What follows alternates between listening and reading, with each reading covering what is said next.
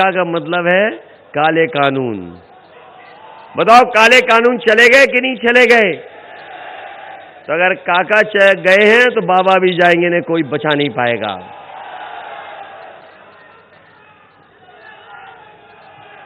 यहां पर खेतों की रखवाली करनी पड़ रही कि नहीं करनी पड़ रही है? गौशाला में जितना भी पैसा आया सरकार के लोगों ने लूट लिया। गाय मां हमारी भूखी है, जान जा रही है उसकी, और हमारे बाबा मुख्यमंत्री जी का सबसे प्रिय जानवर टक्कर मार रहा है। बताओ टक्कर मार रहा है कि नहीं मार रहा?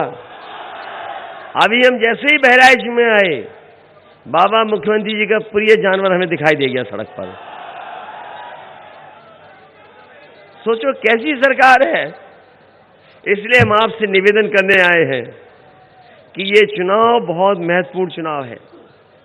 ये चुनाव ऐसा है जो न केवल उत्तर प्रदेश को दिशा देगा बल्कि देश की राजनीति को भी दिशा देगा। ये चुनाव उत्तर प्रदेश को बदहाली से बचाने का भी है। ये चुनाव लोकतंत्र को बचाने का भी है। ये चुनाव संविधान को बचाने का भी है। इसलिए मैं आपसे अपील करने आया हूं कि ये चुनाव हमारे आपके भविष्य का चुनाव भी है। ये चुनाव हमारी जो तहजीब रही है, गंगा जमुनी संस्कृति, उसको भी बचाने का चुनाव है। ये चुनाव जहां भाईचारा को बचाने का है, वहीं हमारे नौजवान आगे कैसे बढ़े, किसान खुशहाल कैसे हो, उसका भी ये चुनाव है।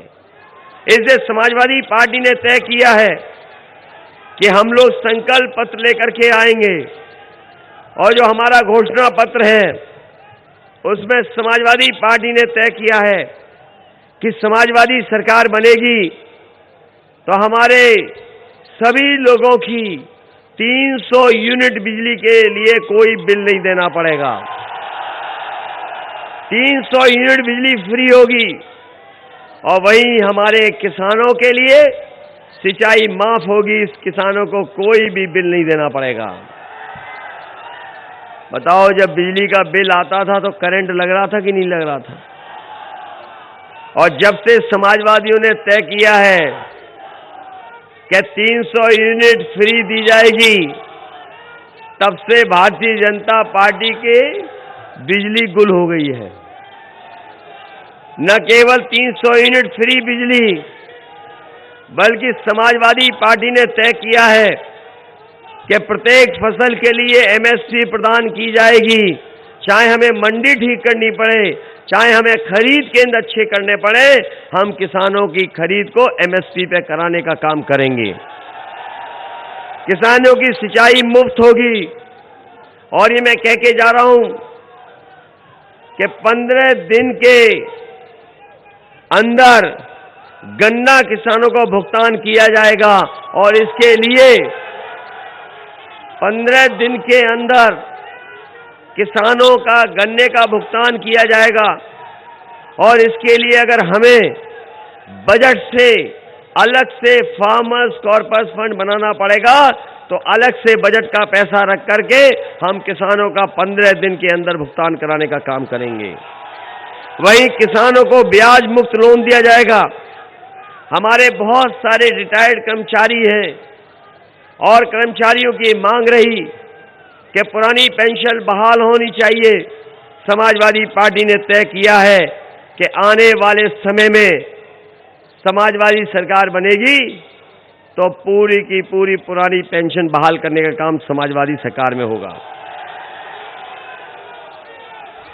हमारे समाजवादियों ने तय किया है कि संविदा पे नौकरी दे करके बड़े पैमाने पर सरकार के लोग एक्सप्लॉइट करते हैं, इसलिए संविदा पर किसी भी विभाग में कर्मचारी को उनको रेगुलर करने का भी फैसला लिया जाएगा। ये हमारे 69,000 के शिक्षक लगातार लड़ते रहे, संघर्ष करते रहे, इनकी कोई सुनवाई नहीं हुई, इनके आरक्षण का घोटाला हुआ, और ये भारतीय जनता पार्टी के लोग जो पिछड़ों का दुख दर्द समझने की बात करते हैं, बताओ सबसे ज्यादा पिछड़ों को, दलितों को अगर किसी ने धोखा दिया है तो यही भारतीय जनता पार्टी है जिसने धोखा देने का काम किया। इसलिए 69,000 शिक्षक भर्ती में आरक्षण घोटाले को ठीक करके अभ्यर्थियों को चयनित करने का भी फैसला समाजवादी सरकार में लिया जाएगा। वहीं शिक्षा मित्रों का समाजवादी सरकार ने सम्मान किया था। आने वाले समय में हमारे शिक्षा मित्रों को भी नियमित अध्यापक बनाने का काम भी समाजवादी सरकार में होगा। ये हमारे बीएड और टेट वाले लोग ये जानते हैं कितना लड़ना पड़ा, इन्हें संघर्ष करना पड़ा। बताओ बीएड टेट वाले हमें जिता रहे हो कि नहीं जिता रहे हो? हमारी बहनें भी दिखाई दे रही हैं, बताओ आप जिता रहे हो कि नहीं जिता रहे हो? इसलिए सरकार बनेगी तो बीएड टेट वालों को समाहित करने का काम भी समाजवादी सरकार में होगा। और मैं कह के जा रहा हूं कि बेसिक शिक्षा के अध्यापकों को 100 किलोमीटर के अंदर उन्हें पोस्टिंग देने का काम भी समाजवादी सरकार में होगा। और जो हमारी महिलाएं शिक्षक हैं, शिक्षिकाओं को उन्हें गृह जनपद में पोस्टिंग देने का काम भी समाजवादी सरकार में होगा।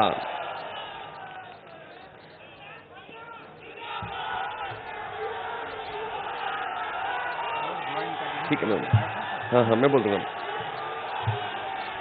इसलिए समाजवादियों ने ये भी तय किया है कि हमारी बेटियां पढ़ी लिखी बने। नेताजी ने इस योजना को कभी शुरू किया था। आने वाले समय में समाजवादी सरकार बनेगी तो 12वां पास हमारी बहनों को 36,000 रुपए देने का काम भी समाजवादी सरकार में होगा। और बेटियों की, लड़कियों की शिक्षा केजी से लेकर के पीजी तक फ्री होगी, कोई भी पैसा उन्हें नहीं देना पड़ेगा। बहुत सारी योजनाएं पुलिस कर्मियों के लिए भी बनाई हैं, आवास से लेकर के बहुत सारी चीजें। वहीं हमारी समाजवादी पेंशन जो माताओं बहनों के लिए थी गरीब, जिसमें 500 रुपया महीना मिलता था, समाजवादी पार्टी ने तय किया है कि इस बार 3 गुना समाजवादी पेंशन करके 1500 और साल का 18,000 रुपए उनकी मदद करने का काम करेंगे। इधर आईटी के क्षेत्र में बहुत बदलाव हुआ है और कोरोना की वजह से तमाम व्यापार, कारोबार, रोजगार, नौकरी आईटी सेक्टर में है। कंप्यूटर से जुड़े हुए बहुत सारे लोग अब नौकरी कर सकते हैं, रोजगार कर सकते हैं। इसलिए समाजवादी सरकार ने जब लैपटॉप बांटे थे, जब 15 लाख लैपटॉप बांट के दिखा दिए थे, इस बार भी बांटेंगे और साथ ही साथ 22 लाख नौजवानों को आईटी सेक्टर में अच्छे रोजगार दिलाने का काम भी समाजवादी सरकार में होगा। ये लोग जो राशन का प्रचार कर रहे हैं, कल भी एक आए थे झूठ बोलने वाले, जो राशन का प्रचार करके चले गए।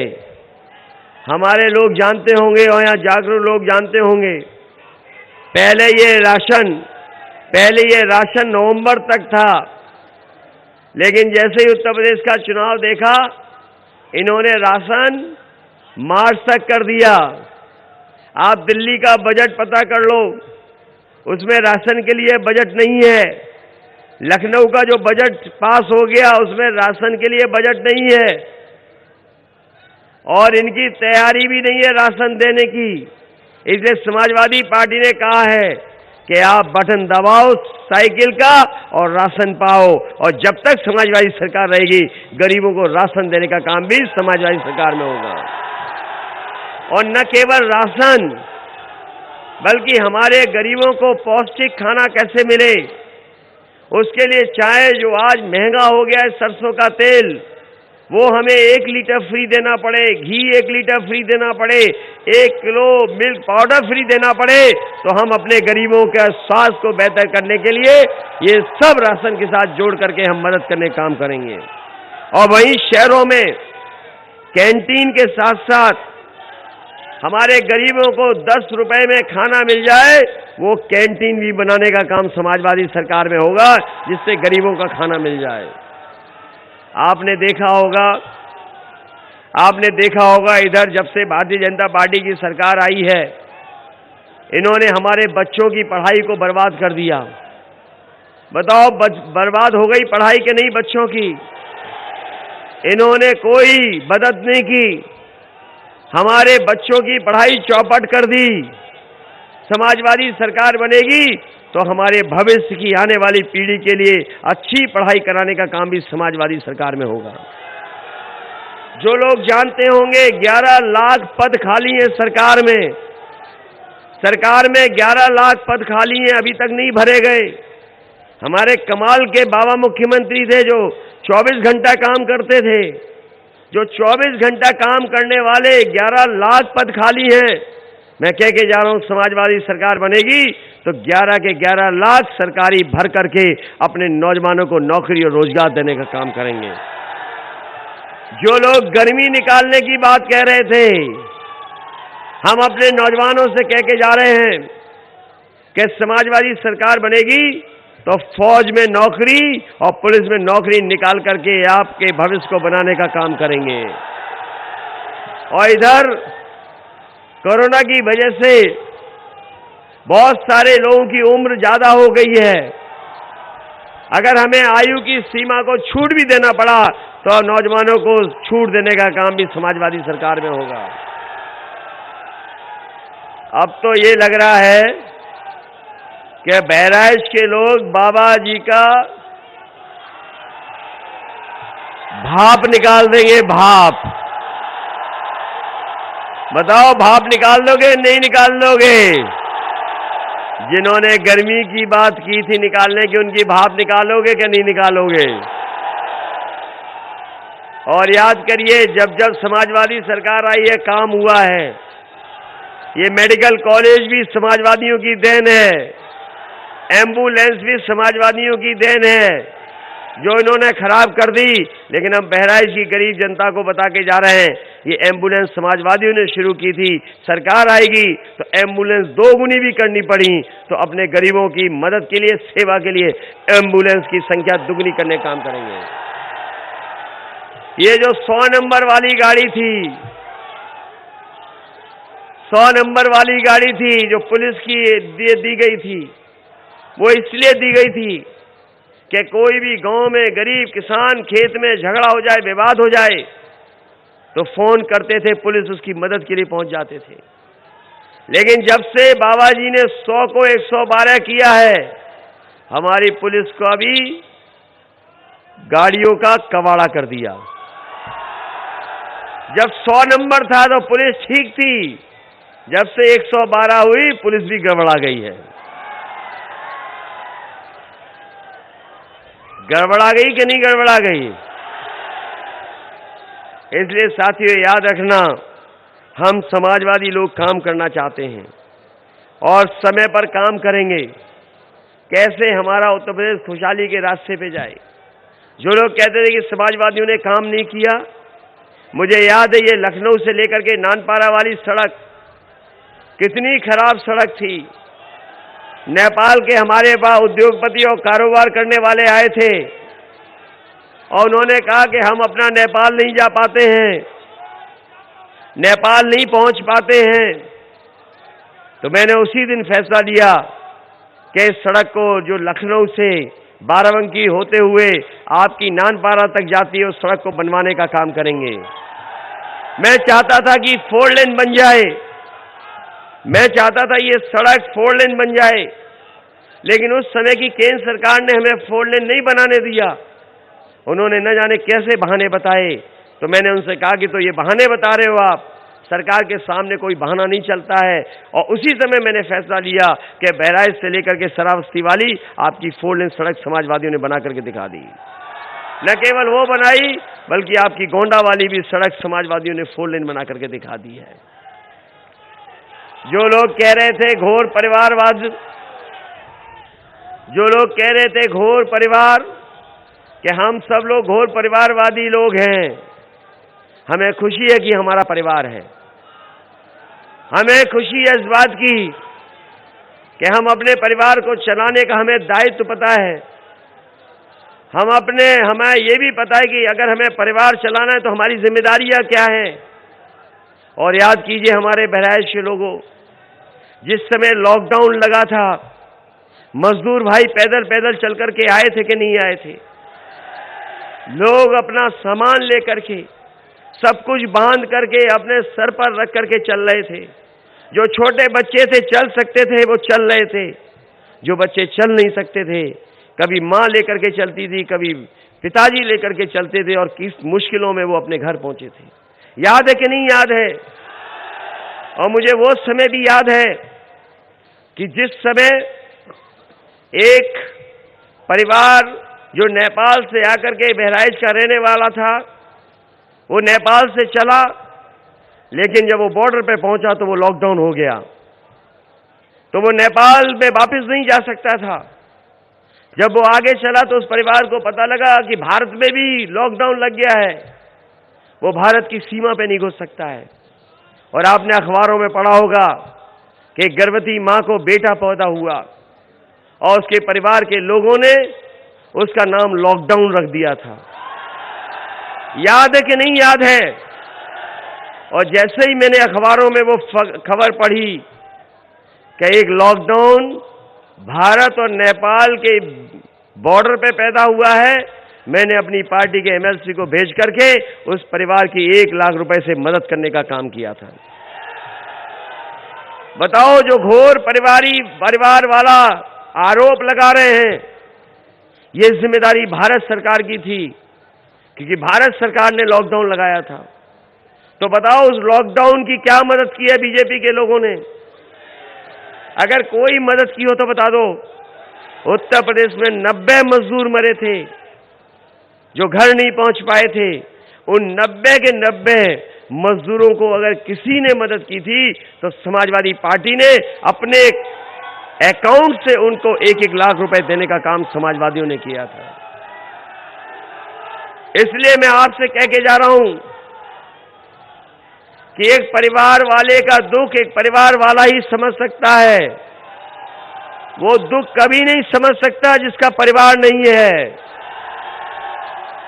बताओ आप, वो क्या समझेगा दुख? और इन्होंने एक बार दुख तकलीफ नहीं दी है।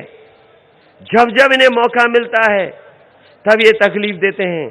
याद करो वो नोटबंदी, जिस समय इन्होंने रुपया बंद किया और कहा कि भ्रष्टाचार खत्म हो जाएगा, काला धन वापस आ जाएगा।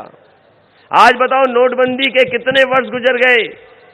अगर भ्रष्टाचार खत्म हुआ हो तो बता दो, भ्रष्टाचार रुक गया हो तो बता दो। इस डबल इंजन की सरकार में अगर कोई चीज डबल हुई है तो वो महंगाई और भ्रष्टाचार। और इस बार ये गरीब जनता भारतीय जनता पार्टी के डबल इंजन की पटरी को उखाड़ करके फेंक देगी। इसलिए मदद करो। ये बहुत झूठे लोग हैं, मदद करिए, सहयोग करिए। ये बीजेपी के लोग बहुत झूठे लोग हैं। आपने हिटलर सुना होगा। हिटलर के जमाने में केवल एक आदमी था जो प्रोपेगेंडा करता था, प्रोपेगेंडा मिनिस्टर था। अगर दुनिया में कभी भी कोई प्रोपेगेंडा मिनिस्टर बना होगा, बातें फैलाने वाला, झूठ बोलने वाला, तो हिटलर ने एक मिनिस्टर बनाया था। उसने अपने साथ एक मिनिस्टर बनाया था जो प्रोपेगेंडा फैलाता था। लेकिन ये भारतीय जनता पार्टी की तो पूरी की पूरी सरकार झूठ बोलती है। इसलिए इस चुनाव में मदद करिए। ये वो जगह है, ये जगह वो है जहां गंगा जमुनी तहजीब को आगे बढ़ाने वाले लोग हैं। ये वो लोग हैं जो भाईचारा को बढ़ाते हैं। ये वो लोग हैं जो मिलजुल करके रहते हैं। हम वो लोग हैं, समाजवादी लोग, अगर ईद हो तो ईद भी मनाते हैं, होली हो तो होली भी मनाते हैं, दिवाली हो तो दिवाली भी मनाते हैं। इसलिए इनसे सावधान रहना। ये जो झांसा देने वाले हैं, झूठ बोलने वाले हैं, झगड़ा लगाने वाले हैं, इनसे सावधान रहोगे कि नहीं रहोगे? अब तो कुछ भी समय नहीं बचा है। इसलिए आप लोग एक एक वोट साइकिल के निशान पर डाल करके समाजवादी पार्टी को ऐतिहासिक वोटों से जिताना। इधर आपने एक गाना बहुत सुना होगा, यूपी में काबा। पता नहीं कहां से वो गाना आया, और जब से वो गाना आया यूपी में काबा, तब से हो गया बाय बाय बाबा। बहुत बहुत धन्यवाद। ये बहुत सारे जो दूसरे दल को आज हमारे पार्टी में शामिल हुए हैं, अब्दुल्ला साहब भट्टा वाले, मैं उनको बधाई देता हूं। राम सागर राव जी जो कांग्रेस के एक्स एमएलए, उनको बधाई देता हूं। जय किशन मौर्य जी जो बहुजन समाज पार्टी छोड़ करके आए, उनको बधाई